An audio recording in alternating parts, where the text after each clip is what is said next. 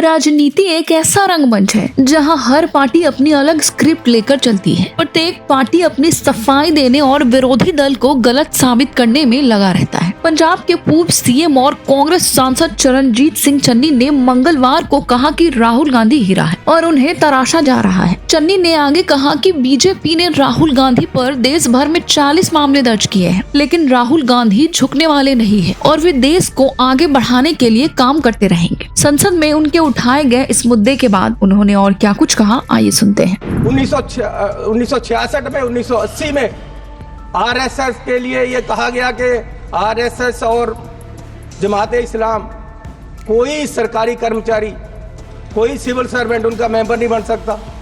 Sir अब 24 में, जुलाई 24 में इन्होंने आरएसएस को ये कर दिया कि आरएसएस में कोई भी सरकारी मेंबर बन सकता। अब नेहरू जी देश के प्रधानमंत्री थे। 62 के चाइना युद्ध के बाद 1963 में इंडिया गेट पर परेड में राष्ट्रीय स्वयंसेवक संघ को नेहरू जी ने शामिल कराया। ये नेहरू जी को गाली दें। आरएसएस गणतंत्र दिवस के परेड में शामिल हुआ था। आप माफी मांगिए देश से कि नेहरू ने गलती की। चेयरमैन साहब, मैं आपको धन्यवाद देता हूं, आपने मुझे बोलने का अवसर दिया है।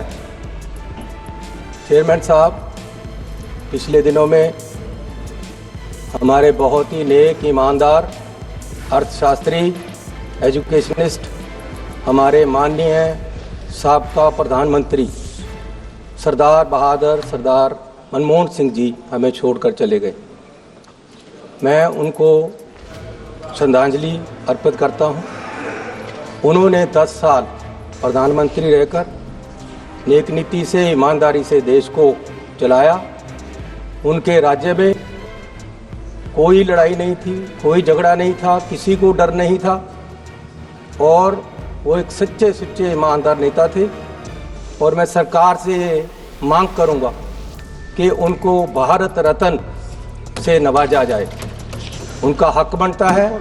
सरकार को पहले ही ये कर देना चाहिए था और उनका एक स्थान तैयार किया जाए, जैसे दूसरे प्रधानमंत्रियों को, चाहे उसमें भी सरकार ने गलत किया। जब उनका संस्कार हुआ, मैं उस बात पे नहीं आता, लेकिन जो उनका हक बनता है उनको भारत रत्न दिया जाना चाहिए। माननीय चेयरमैन साहब, मुझे अफसोस है कि जो हिंदुओं के नाम पे राजनीति करने वाली जो सरकार है, वो हिंदुओं के महाकुंभ को भी सुरक्षित नहीं रख पाई, वहाँ सही प्रावधान नहीं कर पाई, वहाँ सही इंतजाम नहीं कर पाई, जिसके फलस्वरूप सैकड़ों श्रद्धालु वहाँ मारे गए। सो मैं सरकार से, बल्कि यहाँ जिस दिन सबको श्रद्धांजलि दी गई, उस दिन उन श्रद्धालुओं को भी श्रद्धांजलि देनी चाहिए थी, लेकिन नहीं दी गई, बाद में दी होगी। लेकिन मैं आपको बेनती करता हूं कि सरकार की गलती से सब कुछ हुआ है। सरकार को on the floor of the house माफ़ी मांगनी चाहिए कि हम वहाँ ये इंतजाम नहीं कर पाए। मैं इससे पहले कि आगे बढ़ूँ, मैं कुछ पंजाब और जलंधर के अपनी कंस्टिट्यूएंसी के मुद्दे के बारे में बात करना चाहता हूँ। चेयरमैन साहब, गुरु रविदास जी की जयंती आ रही है। हर साल जयंती के ऊपर जलंधर से ट्रेन वाराणसी तक जाती हैं और सरकार उसकी प्रावधान करती। मैं सरकार से बेनती करूंगा कि 3 ट्रेनें जल्दी से जल्दी मुहैया कराई जाएं ताकि वहां वो जा सके श्रद्धांजलि। और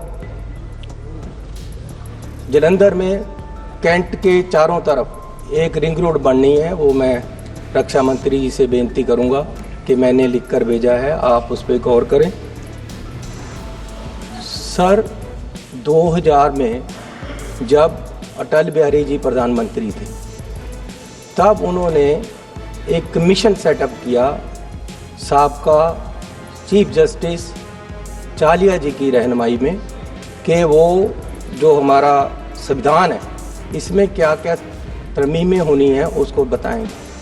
तो उसमें एक रिपोर्ट ये भी है कि सिख, जैन, बुद्धिस्ट, इनको हिंदुओं के साथ अलग आइडेंटिटी माना जाए, ये सेपरेट आइडेंटिटी है। और आर्टिकल 25(2) में तरमीम करके हिंदुओं के साथ सिख, जैन और बुद्धिस्ट को भी लिखा जाए। तो मैं सरकार से बेनती करूंगा कि उस रिपोर्ट के आधार पर यह तरमीम लेके आई जाए। सीएम साहब चेयरमैन साहब कल राहुल गांधी जी बोले, और कल देश ने देखा कि राहुल गांधी जी में एक ट्रू स्टेट्समैन को देखा है।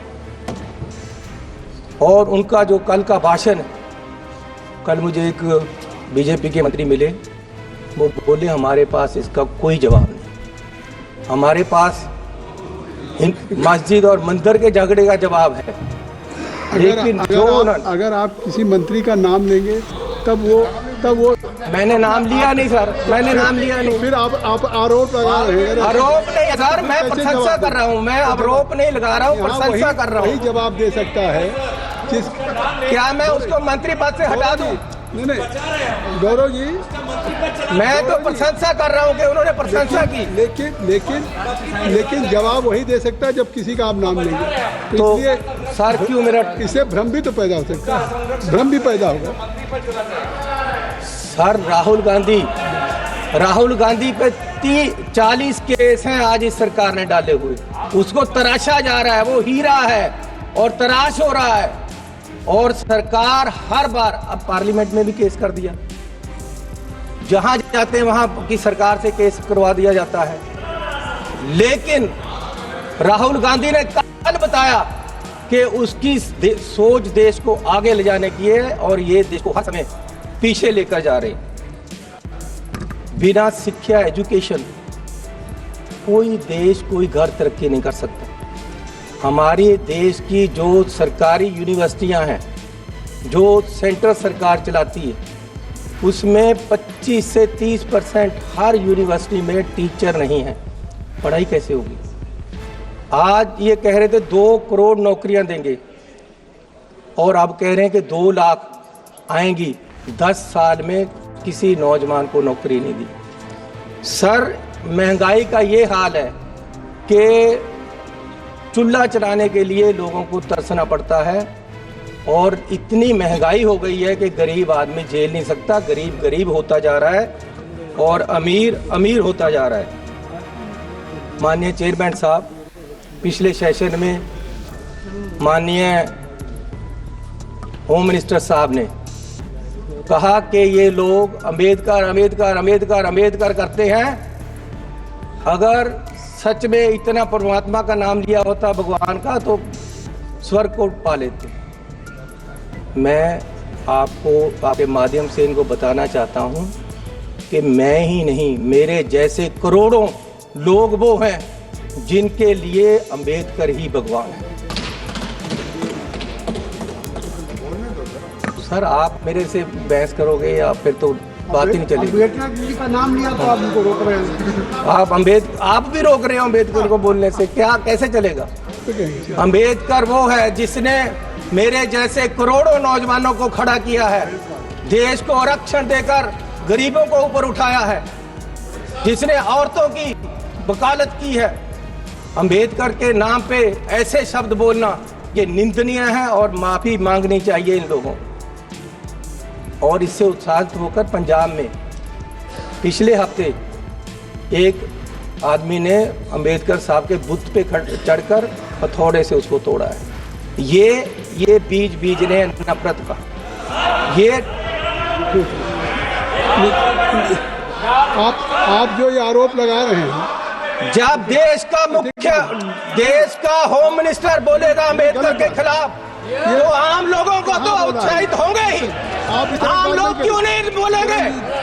जब आपका सबका सिपा सलार ही बोल रहा है, तो आम लोगों का क्या हाल होगा?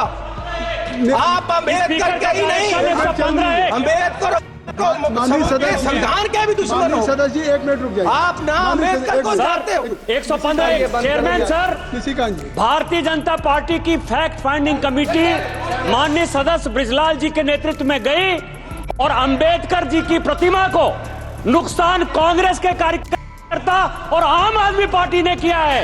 ये अपनी गलती छुपाने के लिए हमारे ऊपर आरोप लगा रहे हैं। सर फैक्ट फाइंडिंग कमेटी बनानी है तो ये बताओ कि देश का होम मिनिस्टर अब वो आप बात क्यों गलत बोला अंबेडकर साहब के लिए, ये बताओ ना। आप और की बात करें। सर मैं यह बात ही कर रहा हूं। आज तक माफी नहीं मांगा।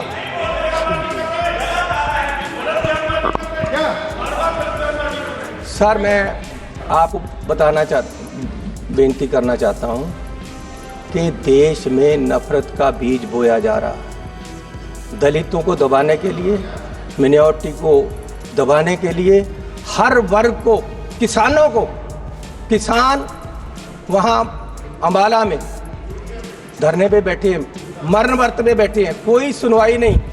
अब कह रहे जी आप 14 तारीख जब सेशन खत्म हो जाएगा उसके बाद आना। वादा कर गए हैं वो 5वें रोज का, किसी से सुन लिया होगा, दिन या 4 दिन की है। किसानों के साथ हर जगह नफरत का बीज बोया जा रहा है। लेकिन मैं एक बात कह देना चाहता हूं कि ये आने वाली किताबों में लिखा जाएगा, ये आने वाली किताबों में लिखा जाएगा कि आपने राज किया और देश में नफरत फैलाई। माननीय चेयरमैन साहब, अब वादे देखो, कहते जी काला धन वापस लेकर आएंगे। सर हमारे पंजाब के ट्रांसपोर्टर 1914 में बहुत सारे कलकत्ता चले गए कि बंदरगाह पे काला धन आएगा, हमें काम मिलेगा। आज तक कोई काला धन नहीं आया। फिर कहते हैं जी 15 लाख रुपए अकाउंट में आएंगे, आज तक कुछ नहीं आया। सर अब बिहार के लिए बड़े बड़े अनाउंसमेंट कर दिए, यहाँ देना है कुछ। 2015 में बिहार के इलेक्शन थे, प्रधानमंत्री जी वहां गए। अब प्रधानमंत्री जी का बोलने का लहजा तो आपको पता ही है, उससे ऊपर कुछ नहीं है। जिस तरीके से वो व्याख्या कर सकते हैं, लेक्चर कर सकते हैं, लोगों को जचा सकते हैं कोई बात, उससे ऊपर कुछ नहीं।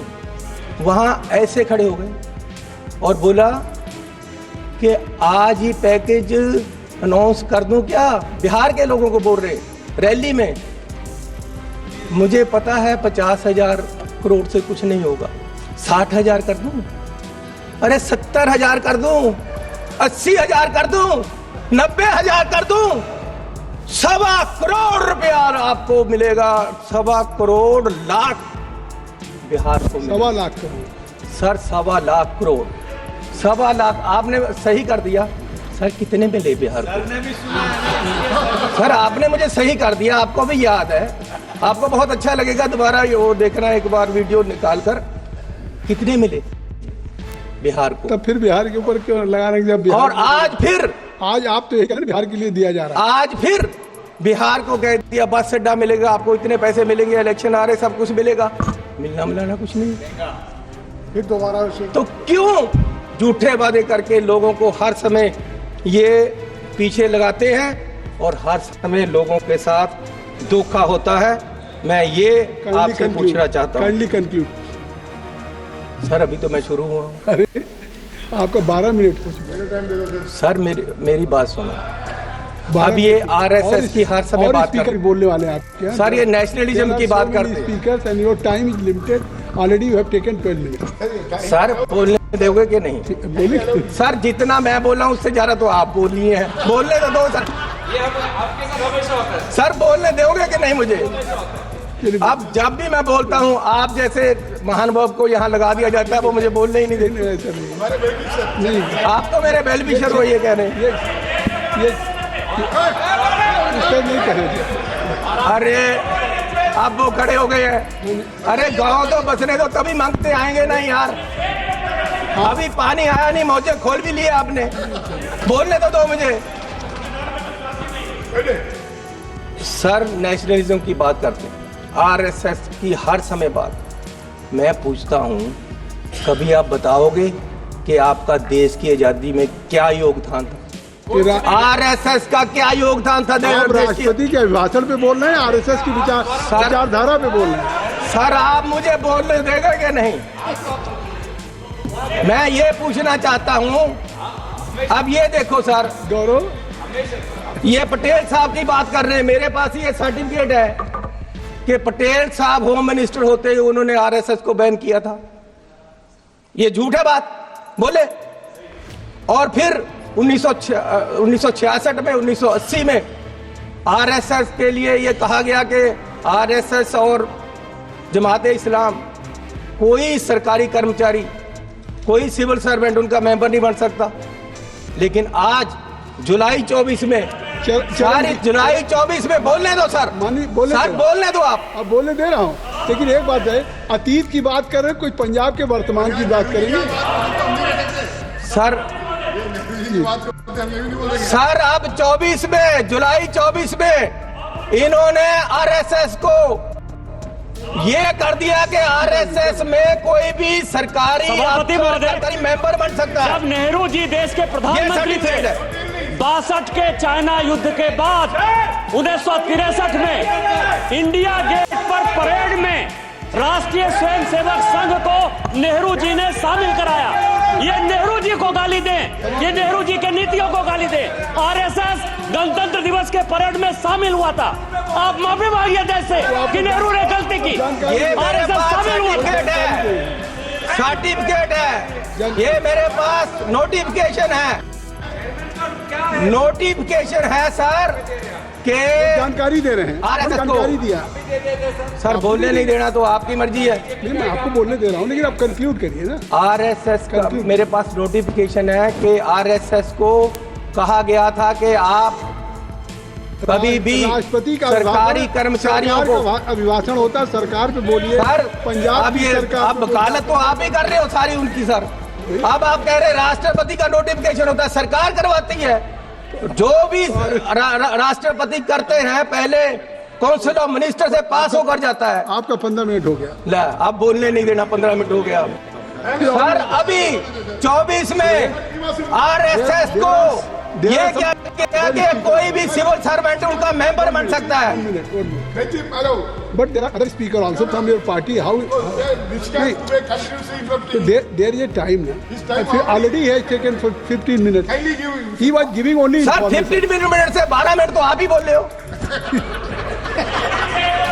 क्या करोगे आप? ये चन्नी पे पहले से लगा देते हो, आपके बोलना नहीं देना। तो सर मैं आपको निवेदन करूं कि मैं कह रहा था कि जुलाई 24 में सरकार ने ये कर दिया है कि आरएसएस का कोई भी अफसर, देश का कोई भी कर्मचारी आरएसएस का मेंबर बन सकता है। जो पहले नोटिस आपकी बात हो गई, बहुत बहुत धन्यवाद। लो सर, श्री पप्पू यादव जी, श्री पप्पू यादव जी। सर मुझे और स्पीकर नहीं बोल पाएंगे। आपका समय जो है, अगर इनको बोलने देंगे तो फिर और आगे के जो स्पीकर आपके नहीं बोल पाएंगे। There are number of, I think आप 1 मिनट मुझे 2 मिनट दो। नहीं, अच्छा चलिए 1 मिनट। हेलो, अब 1 मिनट पे आ गए। सर पिछली बार यहाँ एक मेंबर साहब बोल रहे थे जिनको इस बार मंत्री ने बनाया, कौन है वो, ठाकुर साहब। तो वो उन्होंने महाभारत छेड़ ली। मुझे सचमुच लगा जैसे धृतराष्ट्र के हस्तिनापुर के दरबार में दुर्योधन खड़ा होकर बोल रहा।